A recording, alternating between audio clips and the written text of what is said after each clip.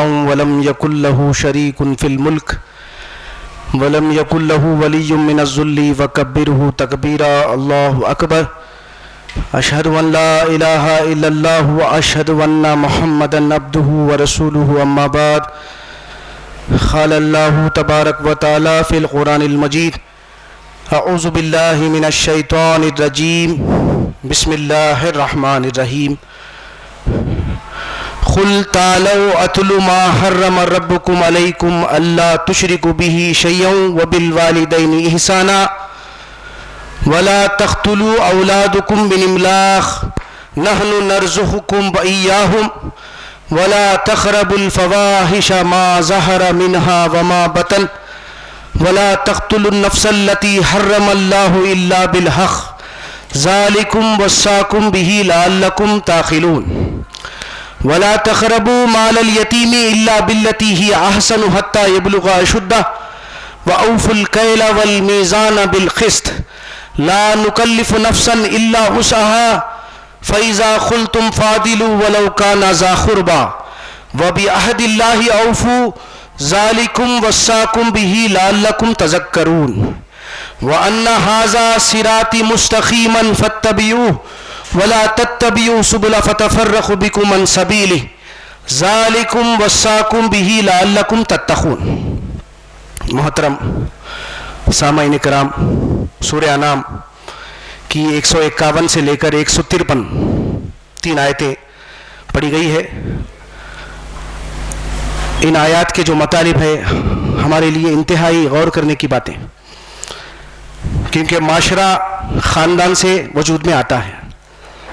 اس کے بعد اللہ رب العالمین جو خالق کائنات ہے ہم کو ہدایت دے رہا ہے.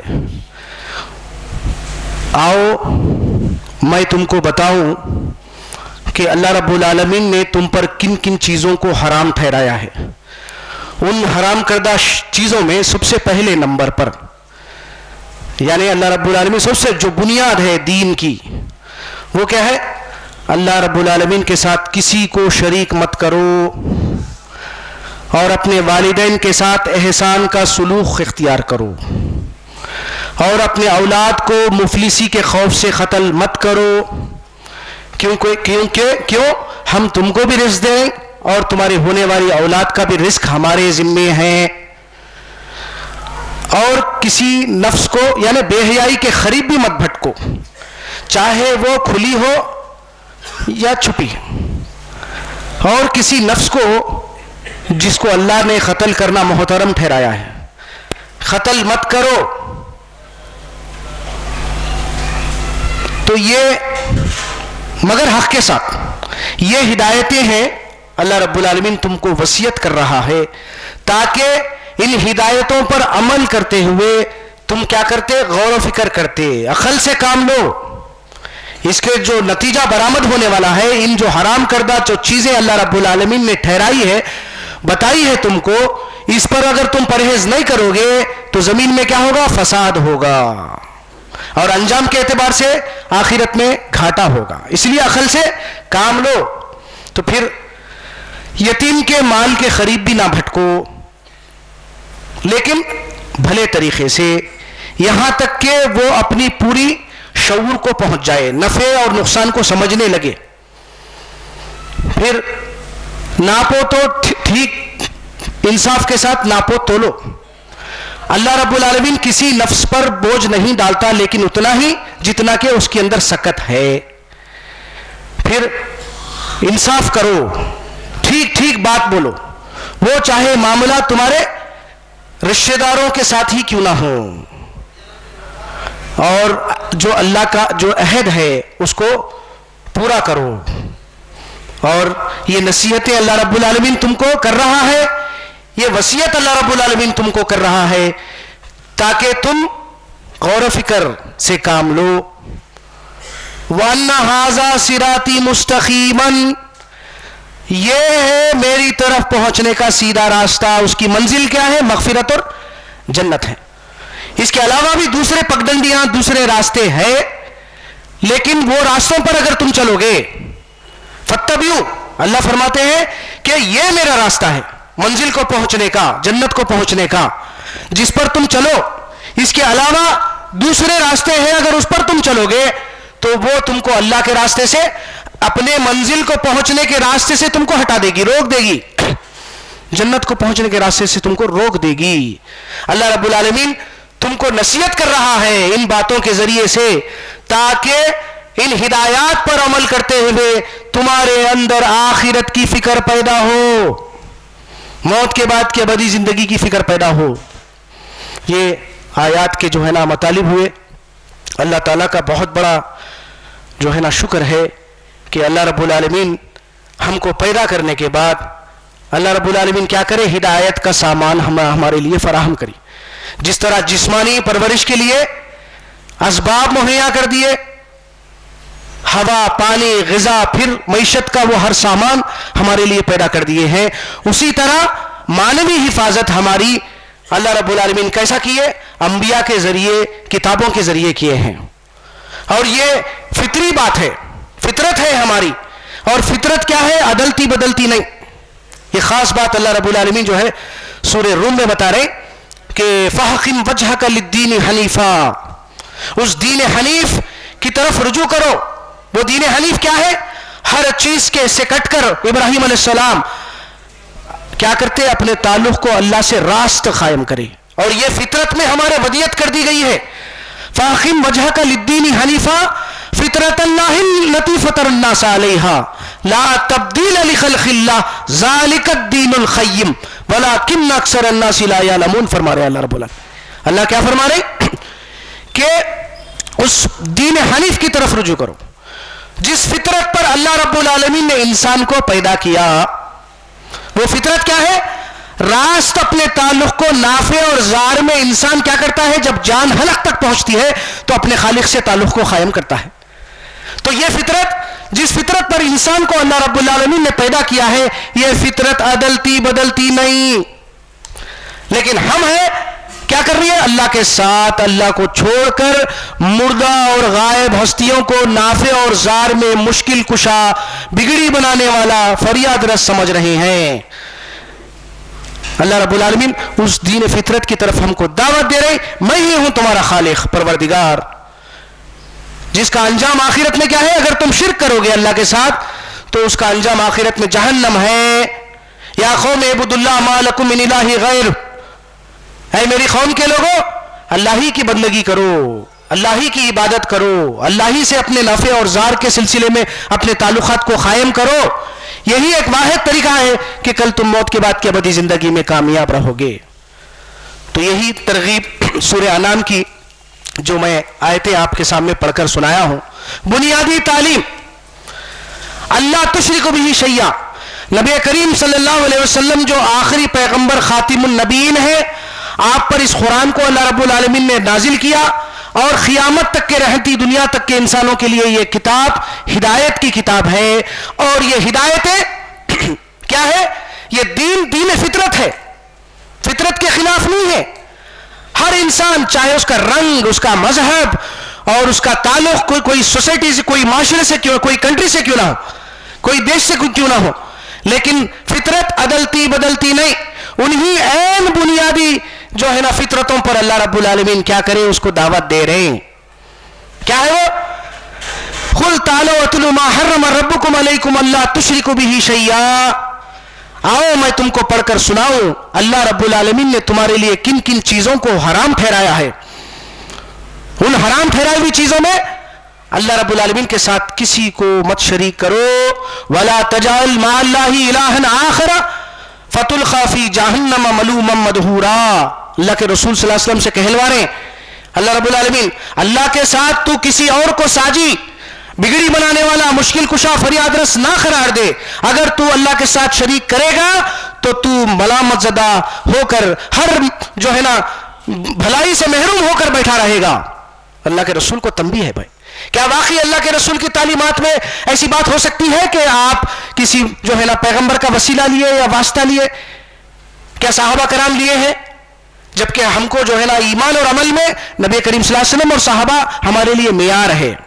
تو پھر ایسی بات ہرگز نہیں ہو سکتی۔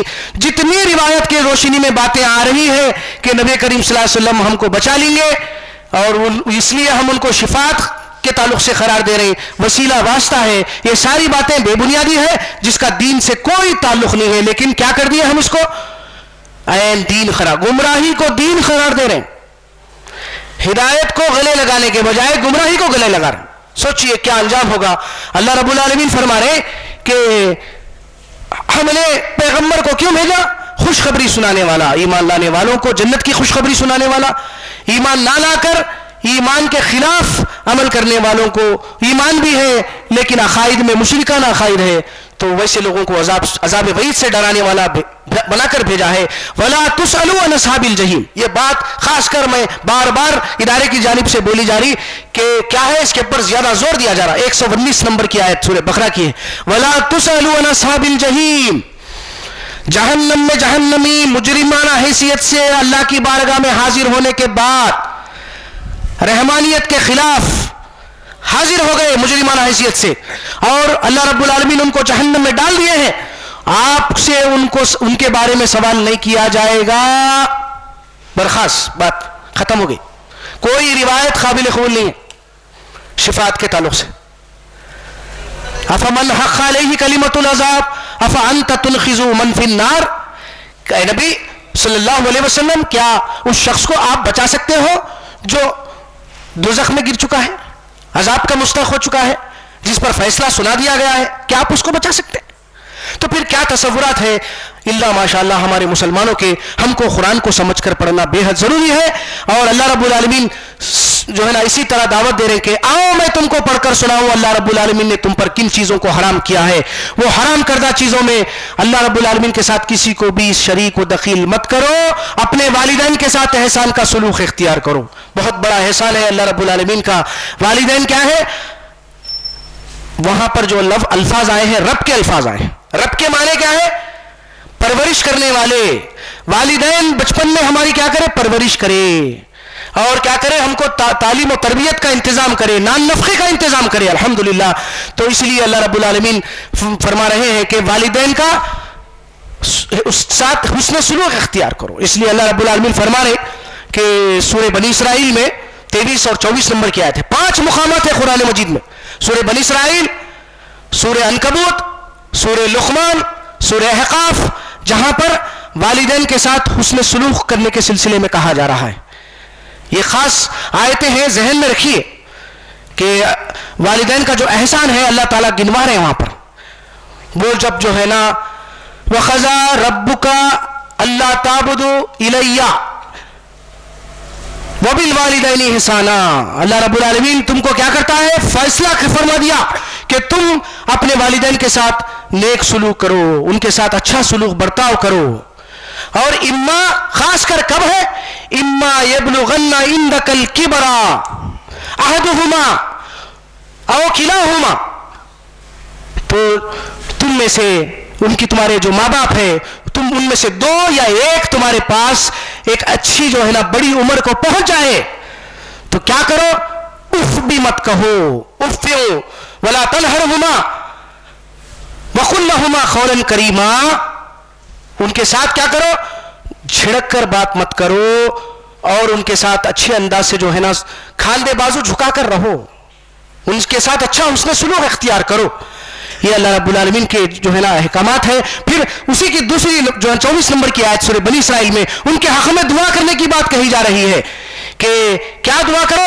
کہ پروردگار وخر وخر رحم الرحیم، کچھ ہے وہ آیت. اللہ رب العالمین فرما رہے کہ تمہارے والدین کے حق میں دعا کرو کہ پروردگار میرے والدین پر رحم فرما. من الرحمتی کے الفاظ ہیں کہ جس طرح بچپن میں ان کو مجھ کو شفقت اور محبت سے پالا ہے. تو یہ ہدایت ہے. پھر جو ہے نا دوسرے مقام پر سورہ عنکبوت کی 8 نمبر کی آیت ہے، وہاں پر جو ہے نا ایک خاص بات فرمائی گئی ہے. کن کن معاملات میں والدین کی اطاعت کرنا ہے، کن کن معاملات میں والدین کی اطاعت نہیں کرنا ہے. یہ بھی خاص بات ہمارے ذہنوں میں ہونا، اور یہ خاص بات ہر دونوں کے لیے ہے. ایسا نہیں کہ بچوں کو جو ہے نا والدین کے لیے نصیحت صرف خاص کی جا رہی ہے، بلکہ والدین کو بھی اس بات کا خاص خیال رکھنا چاہیے کہ اولاد کے متعلق کیسی تعلیم و تربیت کا انتظام ہو. یہ خاص بات اس میں بیان کی گئی ہے. سورہ جو ہے نا عنکبوت کی 8 نمبر کی آیت ہے، وَوَصَّيْنَا الْإِنسَانَ بِوَالِدَيْهِ حُسْنًا. اللہ رب العالمین تم کو حکم دیتا ہے کہ تم اپنے والدین کے ساتھ احسان کا رویہ اختیار کرنا ہے، اچھا اس سے سلوک اختیار کرنا. پھر اللہ فرماتے ہیں وہاں پر وَإِن جَاهَدَكَ لِتُشْرِكَ بِهِ مَا لَيْسَ لَكَ بِهِ عِلْمٌ فَلَا تُطِعْهُمَا إِلَيَّ مَرْجِعُكُمْ فَيُنَبِّئُكُم بِمَا كُنتُمْ تَعْمَلُونَ. یہ بھی بتا رہے ہیں اللہ رب العالمین. دونوں والدین میں اور بچوں میں کبھی کسی وجہ سے چاہ کر یا نہ چاہ کر کوئی بات پیدا ہو جاتی ہے، نفسیات ہے، انسان کے لگے ہوئے ہیں، لیکن ہر دو والدین اور بچے دونوں بھی اس بات کا خاص خیال رکھے کہ چھوٹی چھوٹی بات پر والدین بھی ناراض نہیں ہونا ہے، اور چھوٹی چھوٹی بات پر بچے بھی جو ہے نا اپنے والدین کے ساتھ غلط رویہ اختیار نہیں کرنا، ان کو جھڑک کر نہیں بات کرنا، ایسے القاب کا استعمال نہیں کرنا جس سے والدین کو تکلیف ہو.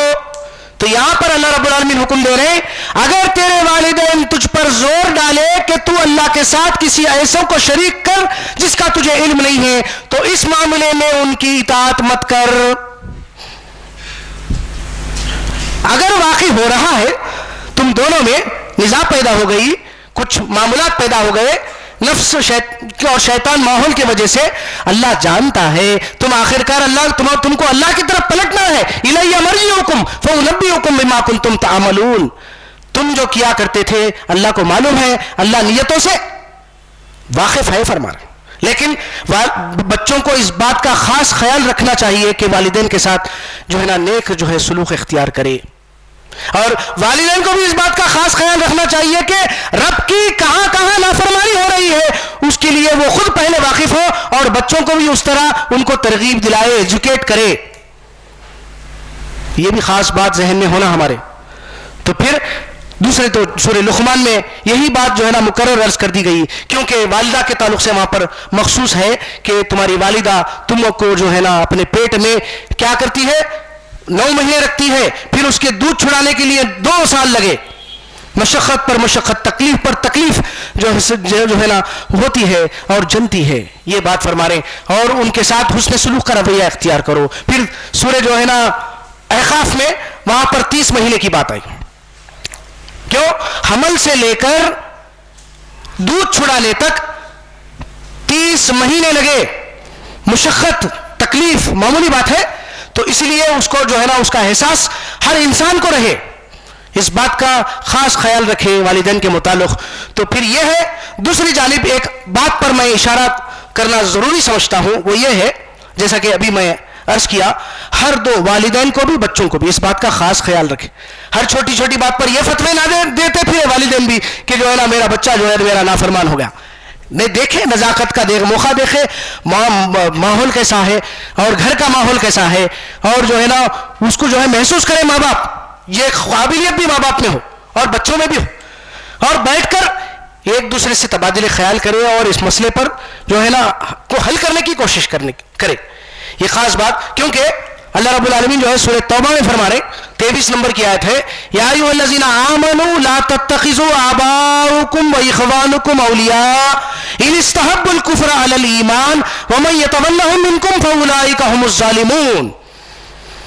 اے وہ لوگوں جو ایمان لائے ہو، اپنے باپوں اور اپنے بھائیوں کو اپنا رفیق مت بناؤ اگر ایمان کے مقابلے میں وہ کفر کو، نافرمانی کو پسند کر رہے ہیں، جس میں رب کی، اللہ کی اور اس کے رسول کی نافرمانی ہے.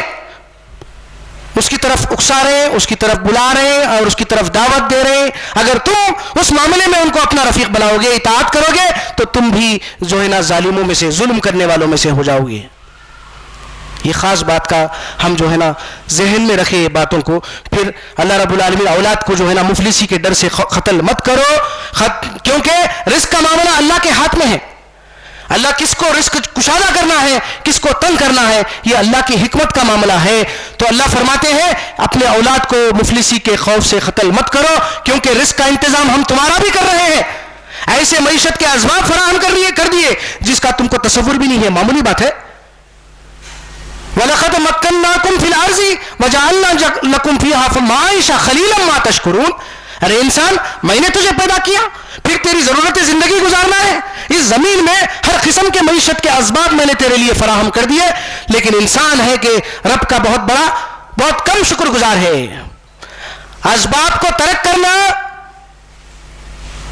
بھی ناشکری ہے۔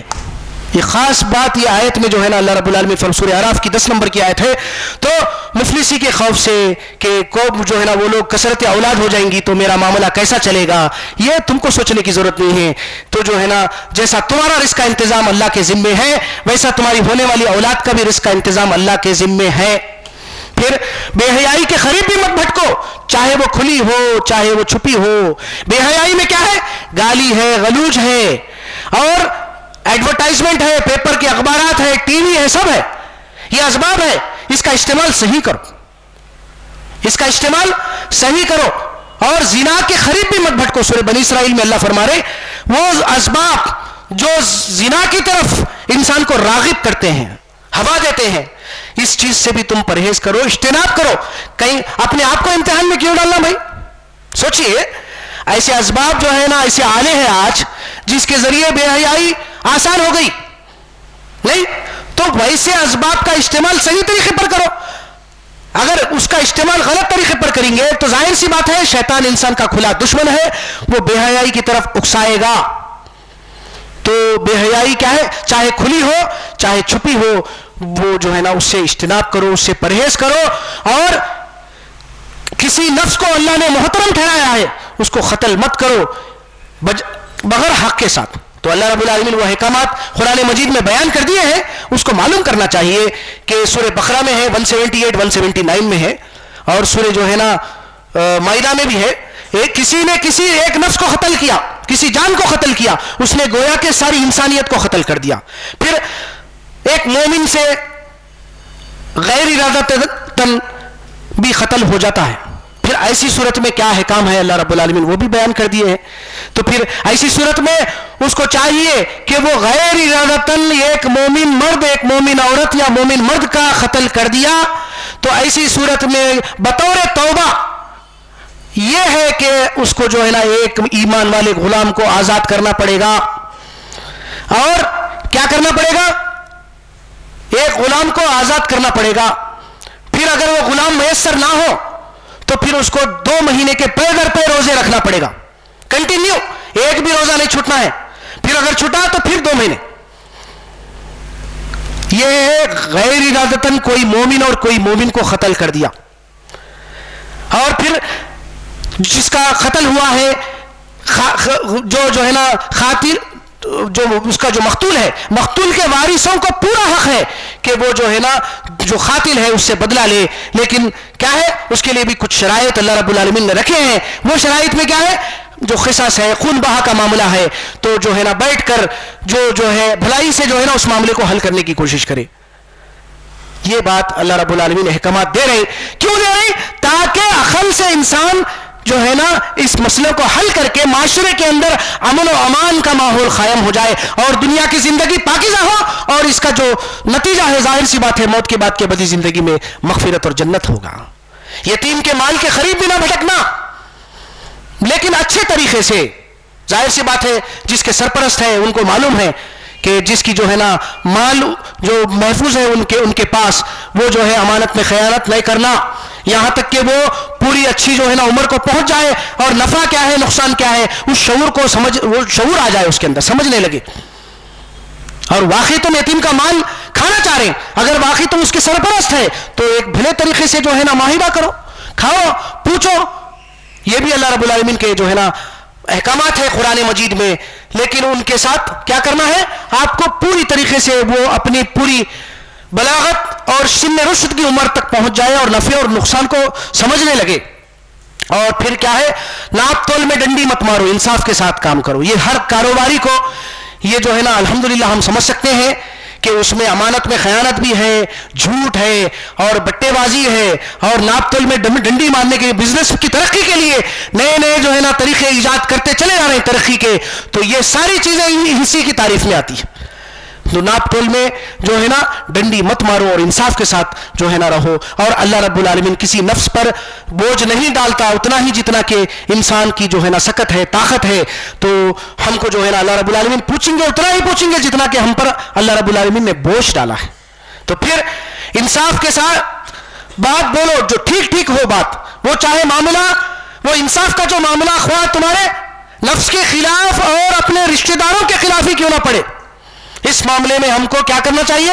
عدل کرنا چاہیے, انصاف کرنا چاہیے اور اس پر قائم رہنا چاہیے. اس سلسلے میں سورہ نساء کی جو آیت ہے, اے وہ لوگوں جو ایمان لائے ہو انصاف پر قائم رہو, چاہے وہ انصاف کا معاملہ جو ہے نا کیا ہے تمہارے نفس اور تمہارے رشتہ داروں کے خلاف ہی کیوں نہ پڑے. یہ اللہ رب العالمین ہدایت ہم کو دے رہے ہیں.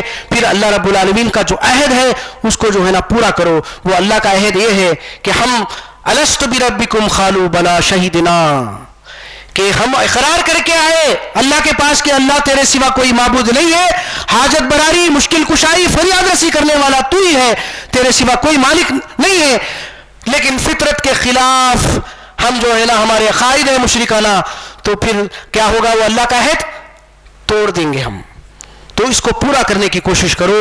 پھر اللہ رب العالمین نصیحت کر رہے ہیں, یہ ہدایتیں وصیتیں ہم تم پر اس لیے کر رہے ہیں تاکہ اس کے ذریعے سے تم غور و فکر سے کام لو. اس کے ذریعے سے کیا ہے؟ یہی منزل کو پہنچنے کا راستہ ہے, مغفرت اور جنت کو پہنچنے کا راستہ. دوسرے راستے بھی ہے جس پر شیطان بیٹھا ہوا ہے, ماحول ہے, رسم و رواج ہے, جس کے شکنجے میں اگر تم پھنس جاؤ گے تو وہ اللہ کے راستے سے, اللہ کے منزل کو پہنچنے کے راستے سے, مغفرت اور جنت کے مستحق کے راستے سے تم کو ہٹا دے گا. وَأَنَّ هَذَا صِرَاطِي مُسْتَقِيمًا فَاتَّبِعُوهُ, یہ میری جو ہے نا منزل کو پہنچنے کا راستہ ہے. یہ کیا ہے؟ اس کی اتباع کرو, اس کی پیروی کرو اور اس راستے پر چلو. اس راستے کے علاوہ دوسرے راستوں پر مت چلو, وہ تم کو اللہ کے راستے سے ہٹا دے گی. یہ نصیحتیں, یہ وصیت اللہ تم کو کر رہا ہے. ذالکم وصاکم بہ لعلکم تتقون. بنیادی بات سارے عبادات کا, سارے احکامات پر عمل کرنے کا جو مقصد ہے وہ ہے تقویٰ, اللہ کا خوف, اللہ کا ڈر, آخرت میں جہنم میں جانے کا خوف. اس خوف سے ہم جو ہے نا کیا کرنا ہے؟ ہماری زندگی سدھرنا ہے. کیونکہ اسی بات کو اللہ رب العالمین, یہ سورہ بنی اسرائیل کی تیسرا اور چوتھا رکوع کا مطالعہ کریے آپ, اس کے بعد اللہ رب العالمین یہ ہدایات دیتے ہوئے کیا فرما رہے؟ ذالک مما اوحی الیک ربک من الحکمہ ولا تجعل مع اللہ الہا آخر فتلقی فی جہنم ملوما مدحورا. اس بات کو ادارے والے بھی کیوں نہ ہو, خاص بات ایک سامنے آئی کہ اعمال کے تعلق سے ابھارا نہیں جا رہا بھائی, عقیدے کے تعلق سے بات رکھتے. ادارے کے جو قواعد ہے الحمدللہ وہاں ٹیبل پہ موجود ہے, جو بھی جو ہے نا برآمد کرنا چاہتے ہیں وہاں سے لے سکتے ہیں, یا ابراہیم کے پاس سے لے سکتے, کمپیوٹر سے نکل جاتا. قواعد کیا ہے, ادارہ کیوں قائم ہوا, کس بنیادوں پر قائم ہوا, انبیاء کی سنت کیا ہے, انبیائی طریقے دعوت کیا ہے, وہ بہت اہم ہے. یہ ہدایت کہ اللہ رب العالمین دیتے ہوئے زمین پر اکڑ کر مت چلو, اپنے والدین کے ساتھ احسان کا سلوک اختیار کرو, اللہ کے ساتھ کسی کو شریک مت کرو, اور جو ہے نا تم زمین کو پھاڑ سکتے ہو, نہ آسمان کی اونچائی بلندی کو چھو سکتے ہو, اور زنا کے قریب بھی مت بھٹکو. یہ سب ہدایتیں دیتے ہوئے اللہ رب العالمین کیا فرما رہے معلوم؟ ذالک مما اوحی الیک ربک من الحکمہ, یہ تیرے پروردگار کی حکمت کی باتوں میں سے ہے, اور ان حکمتوں کی باتوں پر عمل کرنا سہل اور آسان اسی وقت ممکن ہے جب لا تجعل مع اللہ الہا آخر فتلقی فی جہنم ملوما مدحورا, تو اللہ کے ساتھ کسی کو بگڑی بنانے والا, مشکل کشا, فریاد رس نہ بنا. اگر تو اللہ کے ساتھ کسی کو شریک کرے گا تو ملامت زدہ ہو کر, بے یار و مددگار ہو کر, ہر بھلائی سے محروم ہو کر بیٹھا رہے گا اور جہنم کے آگ میں داخل کیا جائے گا. تو کب ممکن ہے؟ جب ہمارا عقیدہ پکا ہو, موت کے بعد کی زندگی کا یقین ہو, اللہ کی بارگاہ میں حاضر ہونا ہے, اپنے اعمال کا محاسبہ ہونا ہے, وہ آخرت کا خوف, وہ یقین, وہ غیب پر ایمان ہمارا مضبوط ہوگا. تو پھر ظاہر سی بات ہے الحمدللہ ان حاکمانہ جو ہدایتیں اللہ رب العالمین دیے ہیں اس پر عمل کرنا آسان ہوگا. بارک اللہ لی ولکم فی القرآن العظیم ونفعنی وایاکم بالآیات والذکر الحکیم. الحمدللہ رب العالمین.